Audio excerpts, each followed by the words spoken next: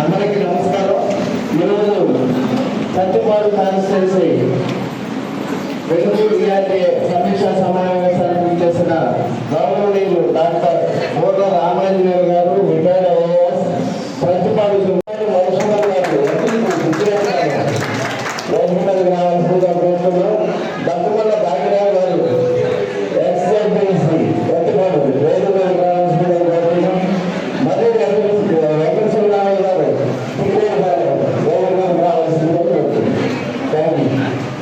ఈ సమావేశానికి జరుపుకోవాలి బిఆర్ఏ గారిని అధ్యక్షులు పడుతున్నాం.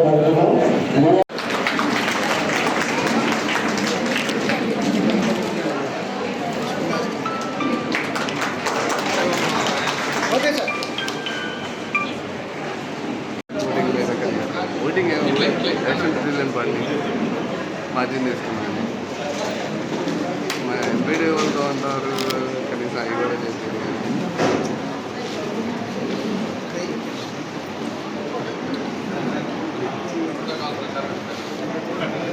సార్ ఇంటినండి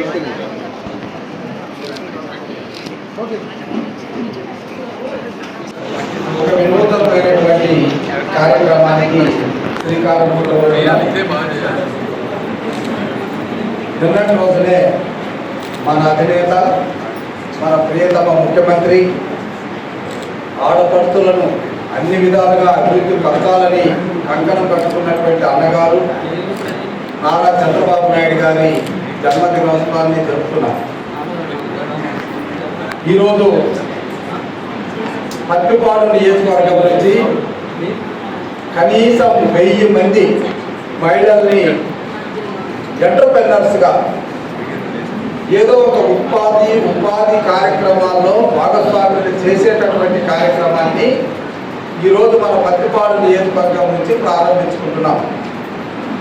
ఇలాంటి కార్యక్రమానికి మహిళల అభ్యున్నతకు, భవిష్యత్తుకు బంగారు బాట వేసేటటువంటి చంద్రబాబు నాయుడు గారి విజన్లో భాగంగా ఈరోజు పత్తిపాడు నియోజకవర్గానికి ఈ మహిళల యొక్క సాధికారతలో భాగంగా డిఆర్డిఏ ఆధ్వర్యంలో 1000 మంది ఎంటర్‌ప్రెన్యూర్స్ని గుర్తించే కార్యక్రమంలో ఈ పవిత్రమైనటువంటి కార్యక్రమానికి ముఖ్య అతిథిగా మన కేంద్ర మంత్రివర్యులు, మన ప్రియతమ ఎంపీ గారు, మరి మనందరికీ ఇష్టమైనటువంటి ప్రజానాయకులు కమ్మసాని చంద్రశేఖర్ గారు ఈ కార్యక్రమానికి రావడం మనందరి అదృష్టంగా భావించి గట్టిగా పాల్గొందాం.